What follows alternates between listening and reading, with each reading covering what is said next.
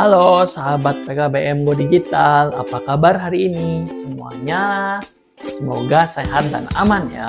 Coba kalian lihat keluar jendela, langitnya mendung atau cerah. Di musim hujan seperti sekarang, kita sering dengar berita tentang banjir.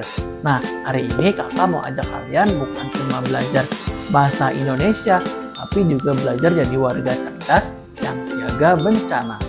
Pernah nggak sih kalian berpikir, kenapa ya banjir bisa terjadi? Apa karena hujan yang nakal atau karena kesalahan manusia? Nah, di pembelajaran ini ada pertanyaan menarik nih. Bencana sama dengan takdir atau kelalaian? Ternyata kita nggak boleh cuma menyalahkan hujan loh. Kita harus cari tahu sebab akibatnya pakai ilmu pengetahuan dan bahasa. Yuk kita mulai. Untuk menjawab kenapa banjir terjadi, kita butuh jenis teks khusus, namanya teks eksplanasi. Nama apa itu kak? Susah banget disebutnya.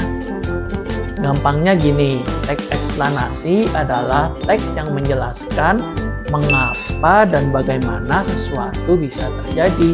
Isinya bukan dongeng kancil ya, tapi isinya adalah fakta ilmiah dan kuncinya adalah sebab akibat. Supaya bisa menulis teks ini, ada 3 bagian penting harus kalian ingat. Pertama, pernyataan umum. Ini kayak pembukaannya, mengenalkan apa yang mau dibahas. Kedua, deretan penjelas. Ini intinya, menjelaskan proses kenapa hal itu terjadi. Yang ketiga, interpretasi. Ini kesimpulan atau pendapat penulisnya. Contohnya, kalau kalian bahas air, pembukaannya bilang air di bumi tidak pernah habis karena ada siklus air. Nah, itu namanya pernyataan umum. Lalu masuk ke bagian penjelas. Lihat gambar ini ya.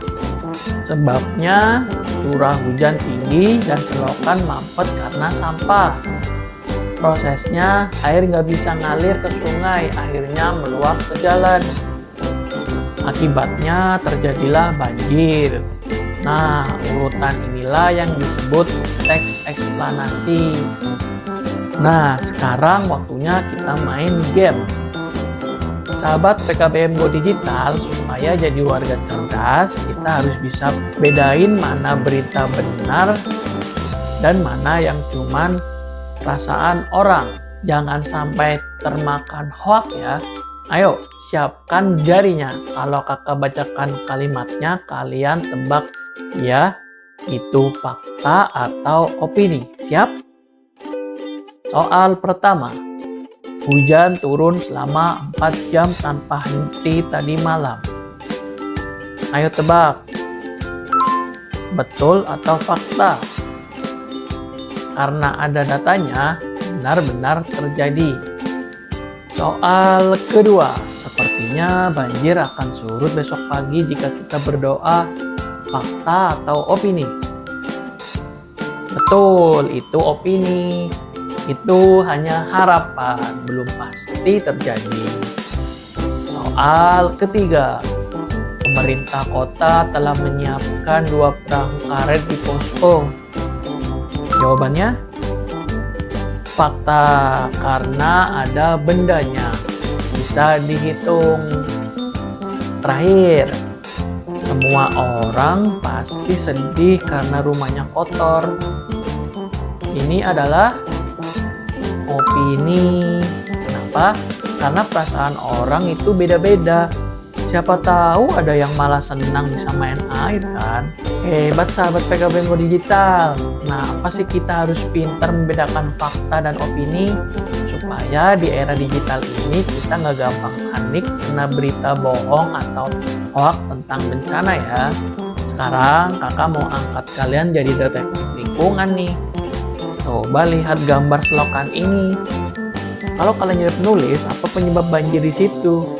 Apakah cuma hujan atau karena pipa yang kotor? Nah, tugas kalian detektif adalah mencari data yang valid.